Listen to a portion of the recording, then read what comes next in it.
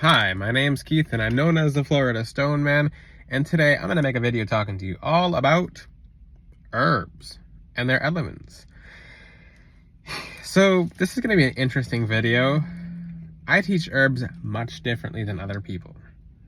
Crystals are much stronger than herbs, so I always teach crystals first, but I understand not everyone has access to crystals like that, and herbs are pretty cool too. So usually when someone gets a necklace from me or jewelry from me, they don't really have to work with herbs like that because they can just flat out make a mess. I'm going to say right now, this is up to you guys. You have to know exactly what you're doing in practicing anything with herbs. The thing about herbs is they can make a giant mess. With crystals, you can't make a mess. They're literally on a programming. They're literally auto-programmed, so you put your programming in them, and they do their job. So herbs, you have to think about it like this. What happens if you're cooking food?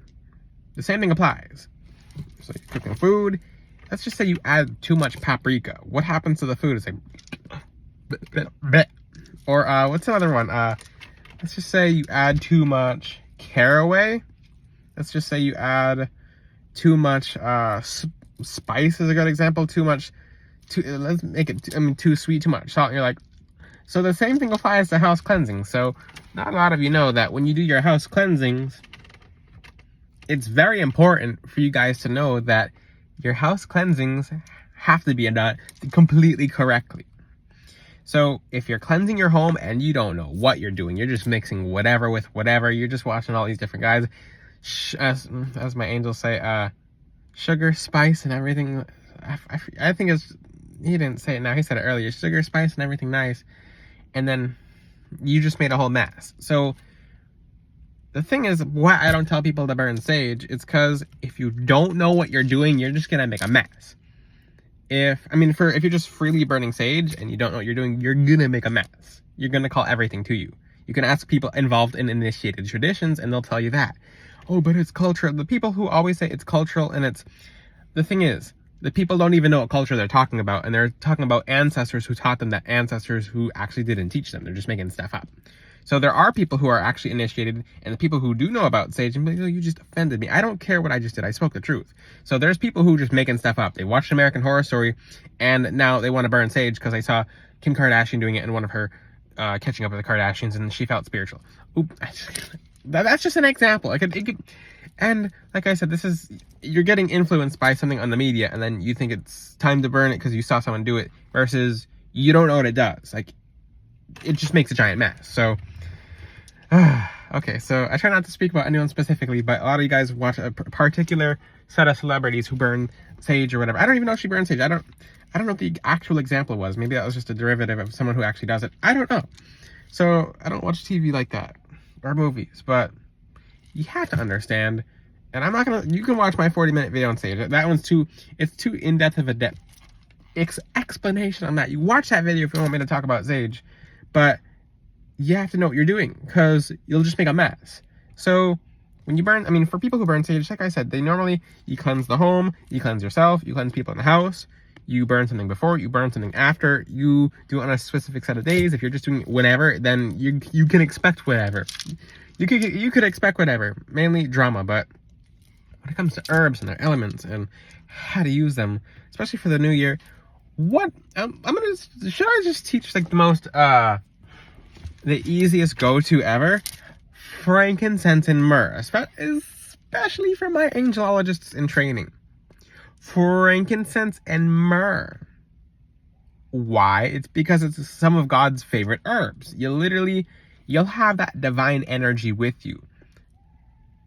God has favorites, and everyone has favorites to a degree. So, in essence, because, for example, he has, and that's actually the history of that in the Bible, it really bothered people. He has preferred leader, he has favorite leaders, and no human can say, oh, I'm God's favorite, or you're just going to be offed. Like, you're just going to be knocked down. I've seen that very specifically happen multiple times. It's very ugly. But we're going to talk about this. God has favorites. And in the Bible, he specifically said like 100 times, frankincense and myrrh. There's all these, if you look in the regions of where these people are, the Israelites, and where Israel is, if you look in the region that entire region's full of a million different herbs. Like, it's probably the most abundant regions with all these different kind of herbs. And what do you say? Frankincense and myrrh. Maybe sometimes there's cinnamon with it. Maybe there's something else with it. Doesn't matter what it is, but frankincense and myrrh. It's very specific. So you can go to every herb in the world, but if you're not using frankincense and myrrh, literally the frankincense, it's a two-part, how do I say this? It does two things at once, but it does a whole bunch of things at once. So it cleanses, it removes, and it invites. So frankincense invites positive energy and blessings. Myrrh gets rid of everything, and it purges and it amplifies the frankincense. So it's like 2 in 1. You can add a third, but I'd add something simple. You can add whatever you want for the third. That's just the base recipe. So frankincense, myrrh, and whatever you like as a third smell. I recommend cinnamon. You can also use mint. You can also use, and this is my angelology teaching of herbs. So here we go. This is some of the world's biggest secrets. Frankincense, myrrh, a third. So if you like orange, frankincense, myrrh, orange. If you like rose, frankincense, myrrh, rose. If you like, let's just say you like something more pungent. Let's just say you like ruda. Ruda smells good. Ruda is a, not astringent, but it's well, it has more than one property, but ruda is a, how do I say this? Aphrodisiac. There we go. So if you want to be attractive and protective, then ruda is good for you. It'll get rid of people who are not even supposed to be around you, but it'll still attract the right people into your life. Now, what else? We have rosemary. If you are improving your feminine aspects, well, that's a good one. Then rosemary, frankincense, myrrh. It's very, very empowering. So this is an angelology recipe. So frankincense, myrrh, and you'll do equal parts. You can get the essential oil off Amazon. You can get the incense off Amazon. Just don't get crystals off Amazon, okay? So, and don't get these cheap incenses either. Like the ones that you burn and it fills the house with smoke. You're gonna get some kind of chemicals down your throat and you're gonna be like coughing up green stuff, okay? So just burn the resin on a charcoal disc, okay? So frankincense, myrrh, dragon's blood. Frankincense, myrrh, ipo obo. Frankincense, myrrh, whatever else you want to do. Frankincense, myrrh, what else? I'm seeing something red. If you'd like, I'm not going to teach that. The angels are showing me something red. I don't know what that herb's called. Okay, we're going to skip that one. So, frankincense, myrrh, and it's just easy. I don't know what this, I forgot the name of the herb, and they're not giving me the name. They're just showing me. Wow. Okay, fine, I'll skip it. Frankincense, myrrh, there's roses. Roses are red. It's something it's dragon's blood. Why did frankincense, myrrh, dragon's blood.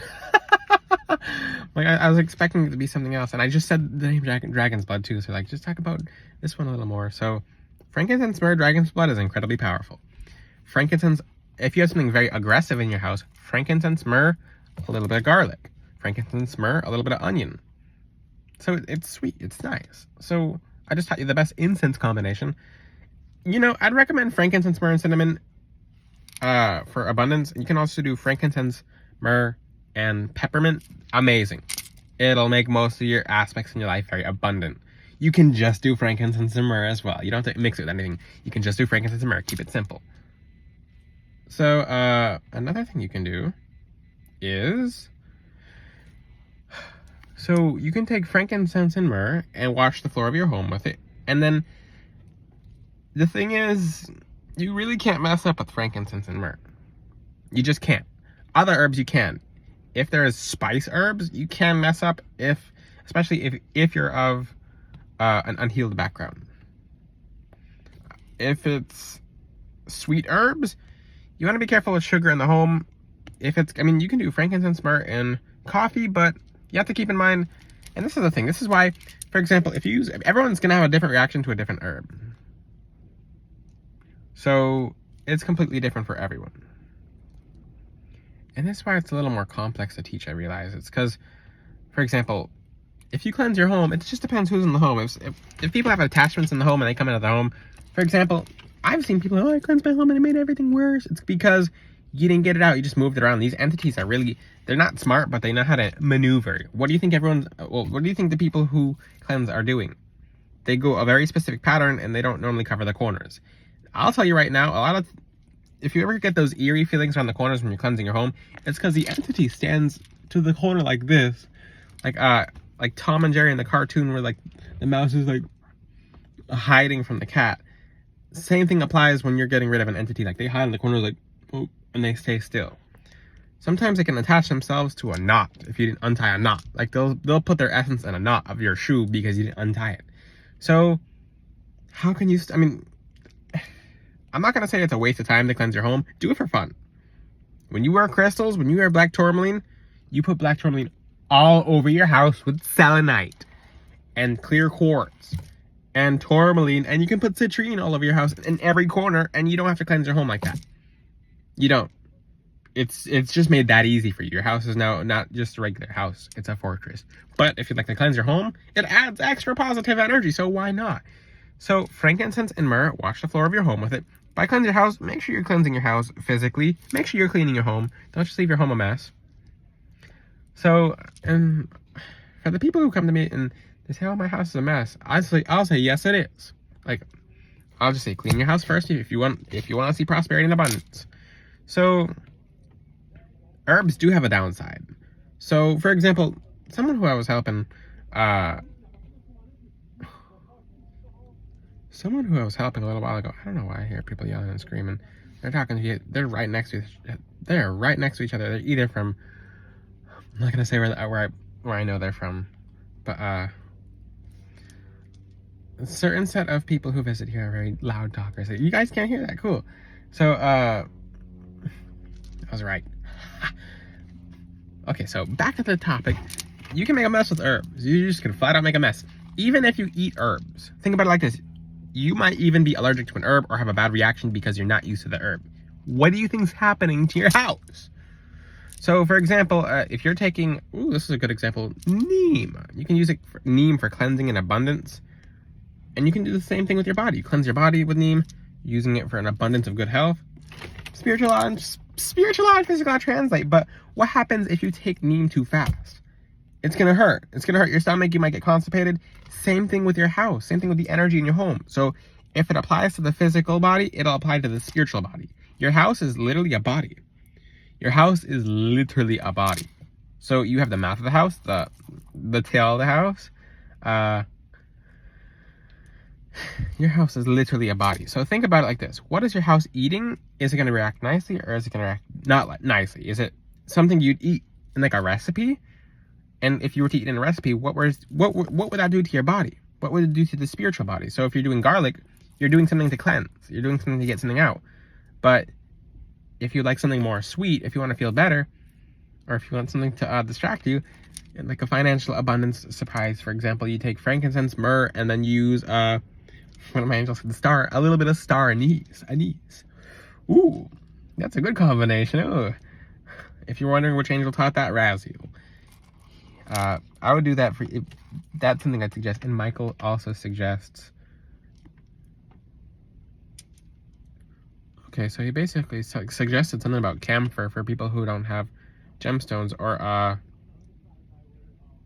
something. I don't know. I'll have to ask him what he says later because I wasn't expecting that. Something about frankincense, myrrh, and then something about using camphor blocks. I'll have to talk to Michael about that later. I don't really understand that. I usually talk to the angels. He's saying yes. Big time yes. Giant yes. If you guys can hear him. Frankincense, myrrh, and camphor is a good combination, apparently. I don't use camphor like that, but he suggests it. So, I'm listening to my angels for any other suggestions. Frankincense, myrrh, and hyssop. Oh! So, frankincense, myrrh, and hyssop. If you are getting bad luck, and you're just like just getting hit and it feels like someone's cursing you, frankincense, myrrh, hyssop. You can bathe with it.